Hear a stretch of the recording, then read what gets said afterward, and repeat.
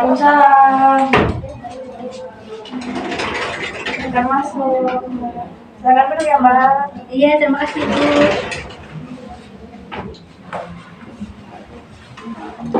Oke, gimana kabarnya hari ini? Alhamdulillah sehat Bu. Oke, Baik. sehat ya, baik. Ya sebelumnya alangkah baiknya kita perkenalan terlebih dahulu ya. Sebelumnya perkenalkan, nama saya Nandari. Kamu bisa panggil saya Mbak Ani atau Ibu Ani ya? Oke, Bu Ani. Oke, baik. Kalau boleh tahu dengan Mbak siapa ini? Nama saya Dinia Rasmawati, sering dipanggil Dinia. Oke, Mbak Dini. Senang sekali bisa ketemu Mbak Dini hari ini. Iya. Alhamdulillah, Mbak Dini bisa, saya senang sekali Mbak Dini hadir pada hari ini dalam ruangan konseling pada di ruangan ini ya. Iya. Oke, sebelum melanjutkan sesi ke selanjutnya, saya akan menjelaskan asas-asas yang ada dalam BK. Bagaimana asas tersebut yang harus kita sepakati bersama dan kita lakukan secara bersama. Yang pertama itu ada asas kerahasiaan.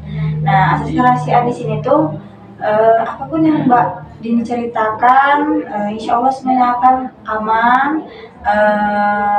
rahasia. Namun saja sudah asas kerahasiaan. Jadi insya Allah apapun yang Mbak Dini ceritakan, semuanya akan aman. Insya Allah saya tidak akan bercerita kepada siapapun ya. Jadi Mbak Dini silakan bercerita apapun yang ada di undang-undang Mbak Dini, apapun yang ada di pikiran Mbak Dini. Selanjutnya itu ada asas kesukarelaan. Nah, ada asas kesukarelaan di sini Mbak Dini seperti datang kemari Mbak Dini pasti dengan keinginan sendiri. Iya. Ya, benar. Nah, berarti Mbak Dini datang ke sini dengan tulus hati atau keinginan sendiri ya. Nah, selanjutnya asas keterbukaan.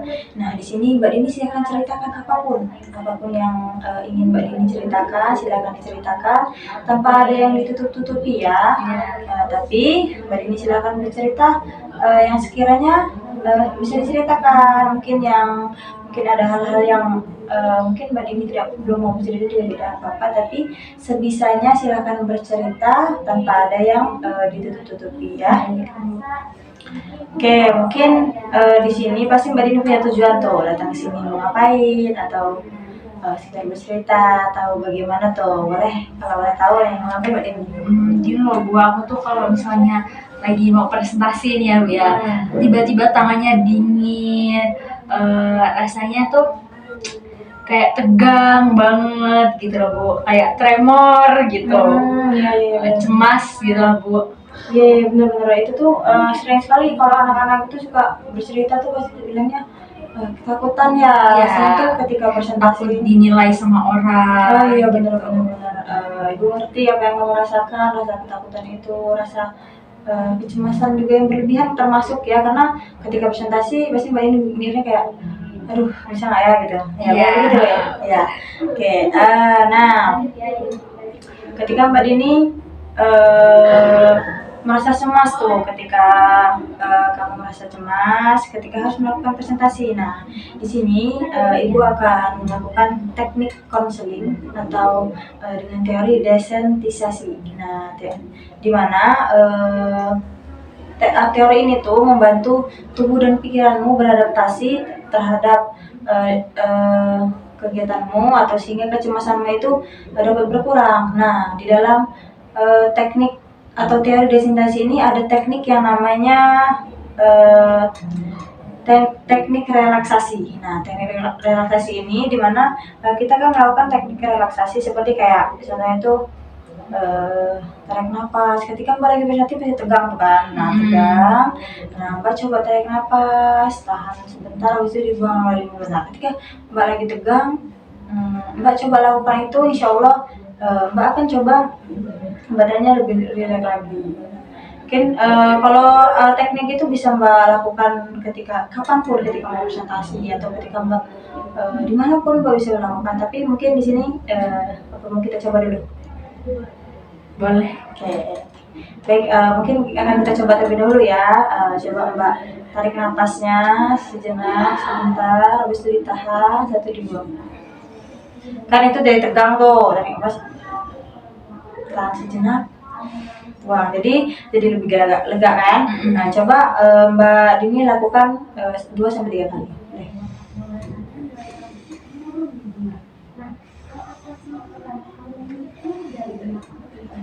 Sudah. Nah, baik. Oke, terima kasih sudah mengikuti proses teknik relaksasi. Gimana? Lebih enakan nggak tuh? Iya Bu, rasa lebih rileks, tenang gitu. Oke, baik. Nah, ketika Mbak lagi melakukan teknik relaksasi tuh kan biasanya tarik nafas tuh. Tegang kan, badannya tegang, setelah sejenak dihembuskan balik kayak langsung relax gitu Mbak. Jadi ketika Mbak lagi presentasi tuh boleh tuh dilakuin, atau ketika lagi tegang, kecemasan berlebihan coba Mbak lakukan perlahan 2-3 kali ya. Baik. Nah, selanjutnya kita tuh karena tadi Mbak merasakan kecemasan berlebihan, terus takut kalau debat kelas tuh bisa gemetar ya kan. Nah, sekarang mari kita susun daftar situasi yang membuat Mbak cemas tuh, mulai dari hal kecil. Misalnya mungkin kita akan lakukan lagi teknik relaksasi tadi. Coba Mbak pejamin mata. Nah, masih keadaan rileks, terus Mbak bayangin tuh lagi dalam ruangan, di dalam kelas, terus Mbak maju ke depan, Mbak presentasi di depan, terus Mbak enjoy di sana, enjoy saja. Nah, ketika Mbak tiba-tiba Mbak kepikiran tuh, cemas, ketakutan lagi, Mbak atur nafas, tenangin. Nah, ketika udah atur nafas 2-3 kali, Mbak lanjut presentasi lagi. Nah, beri presentasi, terus setiap presentasi Mbak pikiran deg-degan, misalnya ada sesi tanya jawabnya, Mbak kemari tuh, Mbak lagi cemasannya berlebihan tuh, Mbak tenangin lagi dari Mbak dengan cara tadi tarik nafas, terus ditahan sebentar, setelah itu dibuang. Nah, ketika Mbak di dalam presentasi tersebut, Mbak kan lagi presentasi tuh. Nah, presentasi tiba-tiba pas maju tuh cemasnya berlebihan, Mbak takut, terus tiba-tiba tangan Mbak gemeter. Nah, Mbak coba lakukan itu. Mbak lakukan, tarik nafasnya, ditahan sebentar, terus dibuang. Mbak akan lebih mungkin relax ya. Nah, lagi masih membayangkan dalam kelas, masih presentasi, tadi sudah cemas, terus Mbak sudah rilekskan badan Mbak dengan cara tarik nafas, dibuang sejenak, ditahan, terus dibuang. Oke, sudah. Mungkin coba perlahan buka matanya Mbak. Oke, nah, mungkin gimana nih perasaannya ketika sudah dicontohkan, dibayangkan gitu, bayangannya gimana? Lebih tenang sih Bu, tidak yang kayak cemas gerusak-gerusuk gitu, lebih tenang. Nah, ketika nih kalau kembali lagi di kelas ya, ketika Mbak lagi cemas, ya mungkin Mbak bisa lakukan hal itu ya.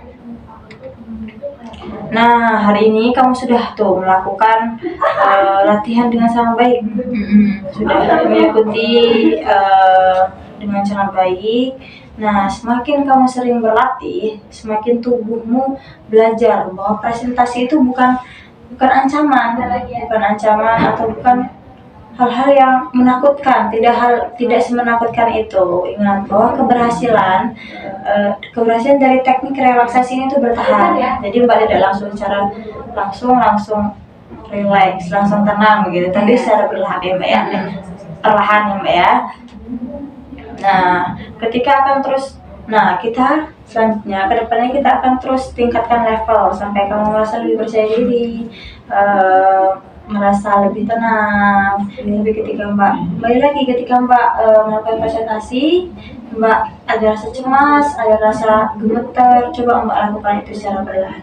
Insya Allah lama-kelamaan akan lebih rileks gitu kan, akan berani. Nah, oke, mungkin pertemuan hari ini cukup ya sampai di sini. Nah, mungkin ada tugasnya nih buat Mbaknya, atau tugas di rumah, coba ulangi terus relaksasi itu, Mbak ulangi terus coba.